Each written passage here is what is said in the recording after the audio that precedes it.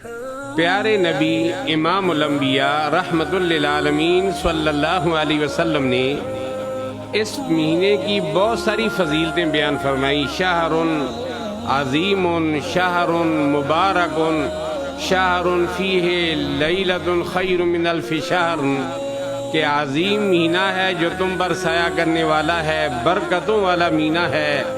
اور فرمایا آپ علیہ السلام نے ایسا مہینہ کہ جس میں ایک رات ایسی ہے جو 1000 مہینوں سے زیادہ افضل ہے۔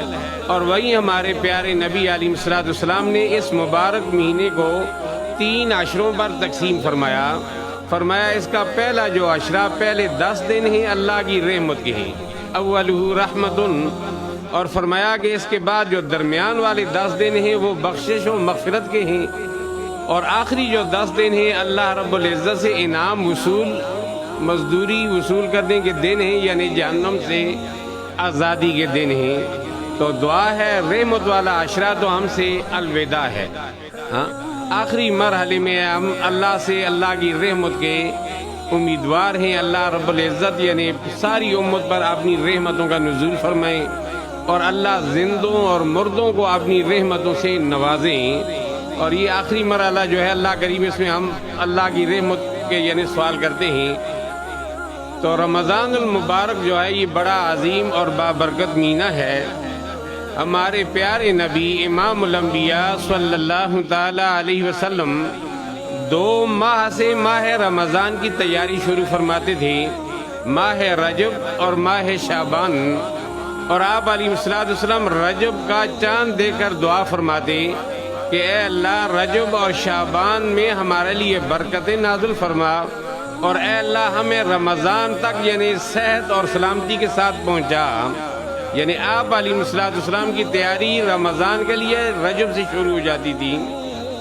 پیارے نبی امام الانبیاء صلی اللہ تعالی علیہ وسلم پر جو اللہ رب العزت نے اپنے پاک دین کو مکمل فرمایا، اور ہر چیز کو اللہ کریم نے ایک انداز کے مطابق نازل فرمایا، اس کی حد بیان نماز ہے، اسی طریقے سے زکوٰۃ کا نصاب ہے، حج وغیرہ کے احکامات ہیں۔ تو اللہ نے رمضان کے روزے بھی، کیونکہ اسلام کے جو بنیادی 5 اراکین ہیں جن پہ پورا ہمارا دین و اسلام قائم ہے، ان میں سے یعنی پہلا نماز، پھر زکوٰۃ ہے، اور پھر رمضان، پھر حج، یعنی تو روزہ جو ہے یہ اسلام کا ایک بنیادی رکن ہے۔ ہمارے پیارے نبی امام الانبیاء صلی اللہ علیہ وسلم ماہ رمضان کی فرضیت سے قبل آپ علیہ السلام مختلف اوقات میں روزہ رکھتے تھے۔ آپ علیہ السلام چاند تاریخ کی یعنی 13، 14، 15 کا روزہ رکھتے تھے، یوم عاشوراء کا روزہ رکھتے تھے۔ یعنی آپ علیہ السلام گویا یوم عاشوراء کا روزہ ایک فرض کی حیثیت سے رکھتے تھے۔ لیکن جب آپ علیہ السلام مکہ سے مدینہ پاک کی طرف ہجرت فرما کر مدینہ شریف گئے، اور تقریباً 17-18 ماہ آپ علیہ السلام مدینہ میں رہے، تو سن ہجری 2 ماہ شعبان میں اللہ نے رمضان کے روزے اس ترتیب سے پیارے نبی پر فرض کر دیے، اور نبی پاک علیہ السلام کی مبارک اور بابرکت زندگی میں رمضان 9 مرتبہ آیا، یعنی مدینہ طیبہ میں 9 مرتبہ رمضان، 9 سال رمضان۔ اس میں آپ علیہ السلام پر 7 رمضان 29 کے آئے، اور 2 رمضان جو ہے وہ 30 کے آئے۔ یعنی اب یعنی 29 کے مہینے اسلامی مہینوں میں یہ زیادہ آتے ہیں، کیونکہ یہ گردش کرتے رہتے ہیں، یہ اسلامی مہینہ جو ہے ایک جگہ ٹھہرتا نہیں، اور پوری زندگی پہ یہ محیط ہو جاتا ہے۔ تو آپ علیہ السلام نے 9 رمضان پائے، ان میں سے 7 جو تھے وہ 29 کے تھے، اور 2 رمضان جو تھے وہ 30 کے تھے۔ اب روزے اللہ کریم نے ہم پر یعنی 30 دنوں کے فرض فرمائے ہیں، لیکن یہ اللہ کا ہم پر بہت بڑا انعام ہے کہ اگر چاند چونکہ اللہ کے قبضے میں ہے، 29 کا ہو جائے یا 30 کا ہو جائے، اس میں انسان کا کوئی اختیار نہیں ہے، نہ اس میں سائنس کچھ کر سکتی ہے، نہ کوئی ماہرین فلکیات کچھ کر سکتے ہیں، یہ تو اللہ کے حکم سے ہے۔ تجری، اللہ کے حکم سے یہ چلتا ہے، تو رب تعالیٰ اگر مہینہ 29 کا کر دیں تو پھر بھی اللہ ہمیں ثواب 30 روزوں کا عطا فرمائیں گے، یعنی 30 روزوں کا ثواب ملے گا۔ تو ہمارے پیارے نبی علیہ السلام نے یعنی ماہ رمضان 9 رمضان گزارے، اور آپ علیہ السلام نے اس کے بڑے ہی فضائل بیان فرمائے۔ پیارے نبی علیہ السلام نے فرمایا کہ جس میرے امتی نے ماہ رمضان کے روزے رکھے ایمان اور احتساب سے، ایمان و احتساباً یعنی ایمانی جذبے کے ساتھ اللہ کا حکم سمجھ کر اور ثواب کی نیت کے ساتھ، اللہ غفر لہ ما تقدم من ذنبی، اللہ اس کے ماضی کے سارے گناہ معاف فرما دیں گے۔ اللہ رب العزت کی رحمت ماہ رمضان میں بارش کی طرح برستی ہے، اور ہر افطاری کے وقت اللہ لاکھوں مسلمانوں کو جہنم سے آزادی عطا فرماتے ہیں، اور پورے رمضان کے مہینے میں رات دن میں 24 گھنٹوں میں اللہ کریم اپنی پوری رحمتوں، بخششوں اور مغفرتوں کے ساتھ آسمان دنیا پر جلوہ افروز ہوتے ہیں جیسے اللہ کے شیعہ نشان ہے، اور 3 منادی ہوتی رہتی ہے اللہ رب العزت کی بارگاہ سے کہ حل من مستغفرن، کوئی ہے مجھ سے بخشش مانگنے والا کہ میں اس کے گناہ بخش دوں، اور دوسرا حل من تابن، ہے کوئی اپنے گناہوں سے، ماضی کے گناہوں سے توبہ کرنے والا کہ میں اس کے گناہ معاف کر دوں اور اس کی توبہ قبول کر لوں، اور تیسرا یعنی تیسری آواز ہے حل من سائلن، مجھ سے ہے کوئی بھی اپنی جائز حاجت مانگنے والا کہ میں اس کی جائز حاجت پوری کروں۔ تو رمضان میں اللہ اس طرح یعنی بندوں کو بلاتے ہیں اور ان کی بخشش و مغفرت، احادیث پاک کے مطابق اللہ پوری امت کو بخشتے ہیں۔ رمضان یعنی ایک ایسا مہینہ ہے، ایک خاص سیزن ہے جو اللہ رب العزت نے ہمیں عطا فرمایا، یعنی اللہ سارے مسلمانوں کو، زندوں کو اور جو دنیا سے چل بسے سب کی اللہ بخشش مغفرت فرماتے ہیں۔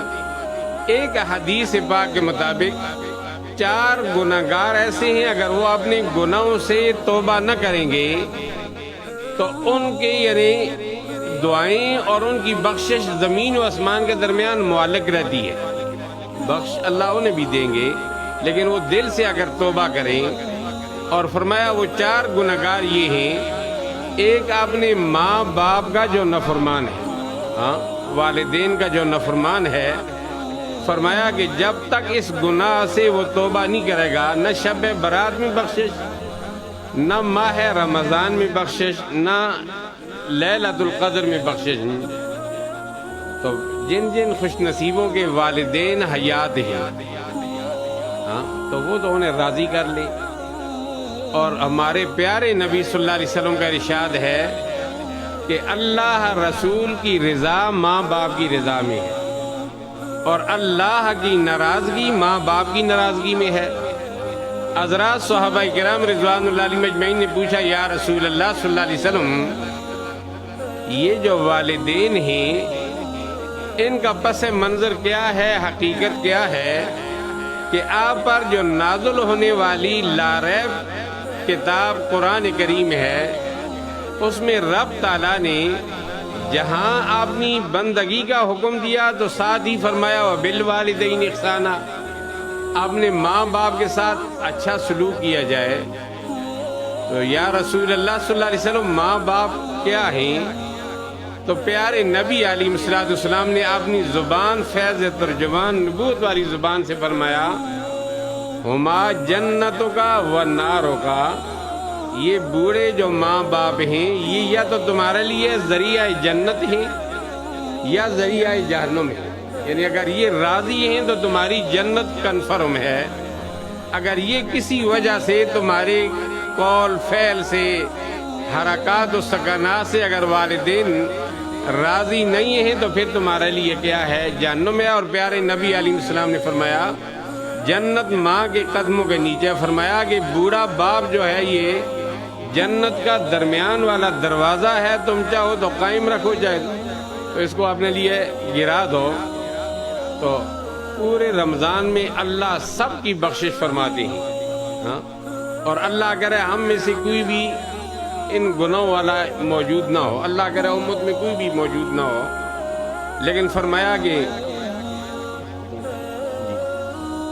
فرمایا کہ ایک ماں باپ کے نافرمان، ہاں، اللہ ان کی کو معلق کر دیتے ہیں زمین و آسمان کے درمیان. تو جن کے والدین حیات ہیں وہ بڑے ہی خوش نصیب ہیں، بڑے ہی خوش قسمت ہیں. تو اپنے ماں باپ کی قدم بوسی کی جائے، انہیں راضی کیا جائے، اور ان کی جو بھی ممکن ہو ان کی خدمت کی جائے. اور وہ بڑے ہی نیک بخت اور بڑے ہی یعنی مقدروں والی اولاد ہے جو اپنے ماں باپ کی خدمت کرے. تو فرمایا کہ دوسرا گناہگار جو شراب کا عادی ہے. اب شراب ہر گناہ کی جڑ ہے اور رب تعالیٰ نے اس کو حرام قرار دیا ہے، لہٰذا یہ حرام ہے. کسی لیل و حجت سے، کسی نام کی تبدیلی سے یہ حرام حلال نہیں ہو سکتی. اور اس میں پھر یعنی جسمانی بھی بے شمار نقصانات اور روحانی تو ہے ہی ہے کہ ایمان کا بالکل ستیہ ناش ہو جاتا ہے. تو فرمایا کہ رمضان میں اللہ سب کو لاکھوں دنیا اللہ معاف فرما رہے ہیں، جہنم سے آزادی مل رہی ہے.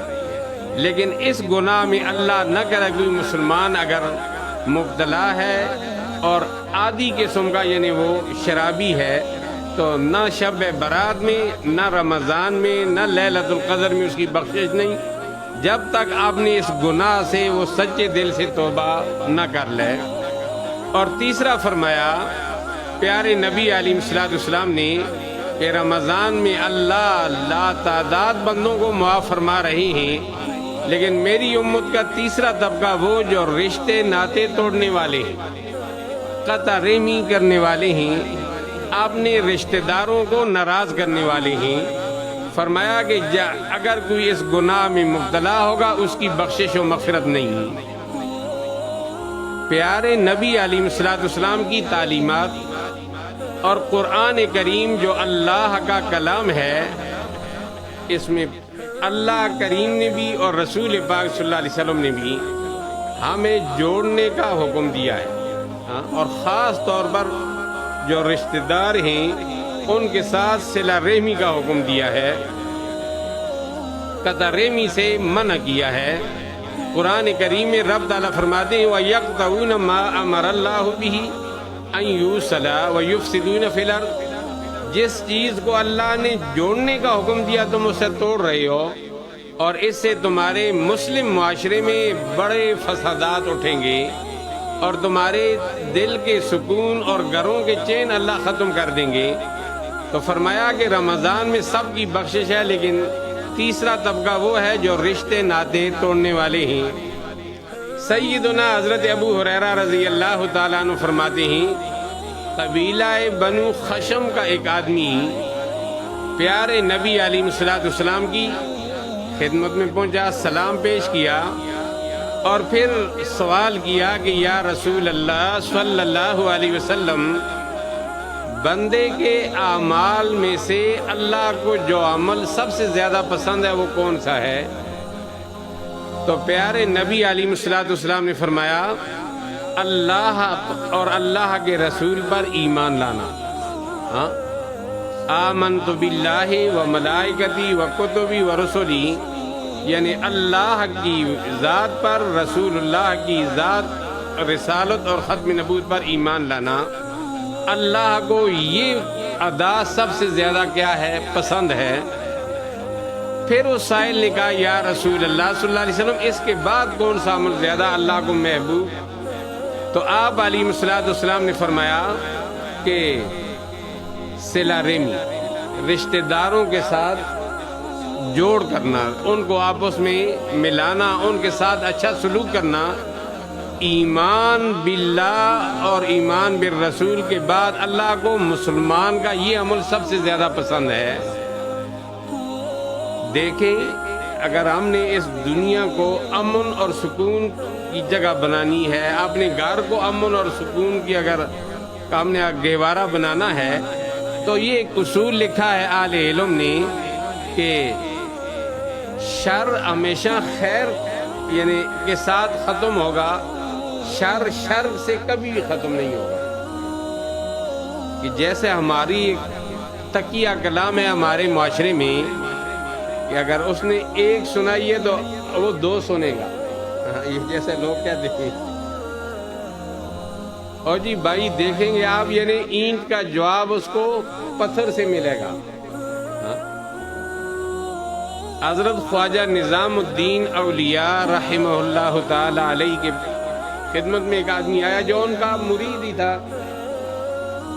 آ کر کے لگا حضرت فلاں آدمی نے میرا جینا جو ہے وہ حرام کر دیا ہے, میری زندگی اس نے یعنی اجیرن کر دی ہے, اب مجھے اس کا راستہ روکنا پڑے گا. یعنی اس نے جو میرے راستے میں کانٹوں کے جال بچھائے ہیں, حضرت آپ مجھے اجازت دیں کہ میں بھی اس کے راستے میں کانٹوں کا جال بچھاؤں. تو لکھا علماء کرام نے حضرت نظام الدین اولیاء رحمہ اللہ, ہم یہ سنتے رہے. اس آدمی نے دوبارہ یہ بات کہی, پھر سے بارہ یہی کلام کیا. تو حضرت نظام الدین اولیاء رحمہ اللہ نے فرمایا پیارے نہیں, اگر تو نے بھی اسی طریقے سے اس کا جواب دیا تو اللہ کی یہ زمین کانٹوں سے بھر جائے گی اور عام و خاص کا گزر کیا ہو جائے گا, مشکل ہو جائے گا. تو فرمایا کہ شر کبھی شر سے ختم نہیں ہوگا. اگر انسان اللہ نہ کرے جسم یا کپڑے کے ساتھ کوئی ناپاک چیز لگ جاتی ہے, بچے کا پیشاب لگ جاتا ہے, تو ہم اگر اس بچے کے پیشاب کے ساتھ اس کو دھونا چاہیں گے تو کبھی بھی پاک نہیں ہوگا. ساری زندگی دھوتے رہیں جب تک ہم صاف پانی سے اس کو صاف نہیں کریں گے.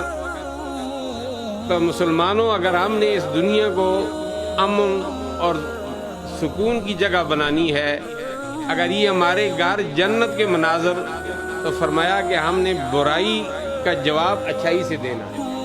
اور یہ ہمارے رب اور ہمارے پیارے نبی کی تعلیمات ہیں. تو اس آدمی نے یعنی دوسرا سوال یہ کیا کہ اللہ رسول پر ایمان کے بعد یا رسول اللہ ہمارا کون سا عمل اللہ کو زیادہ؟ تو فرمایا کہ رشتہ داروں کے ساتھ اچھا سلوک, ان کے ساتھ جوڑنا اور ان کو اپنے ساتھ ملا کر چلنا.